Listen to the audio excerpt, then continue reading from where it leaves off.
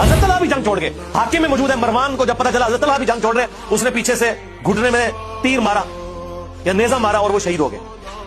اہمی تو نہیں پھر مولا علی نے فرمایا کہ میں اللہ سے امید کرتا ہوں مصنف ابن ابی شیبہ میں فضائل صحابہ میں کہ یہ جو سورۃ الحجر کی آیت نمبر 47 ہے کہ قیامت والے دن اللہ تعالیٰ اہل ایمان کے دلوں سے ایک دوسرے کے خلاف قدورت نکال دے گا اور وہ تختوں پہ آمنے سامنے بیٹھے ہوئے ہوں گے. یہ میرے عثمان بن عفان, طلحہ اور زبیر کے بارے میں ہے کہ اللہ تعالیٰ ہمیں جنت میں پہنچائے گا اور ایک دوسرے کے بارے میں اگر کوئی میل آ گیا غل تو نکال دے گا. لیکن ماموں کو نہیں معاف کیا, ان پہ قنوت نازلہ پڑی مولا علی نے, اللہم علیکا بمعاویہ و اشیاءہ, اے اللہ معاویہ اور اس کے شیعہ کو برباد کر, عمرو بن عاص اس کے شیعہ کو برباد کر, ابا سلمی اور اس کے شیعہ کو برباد کر.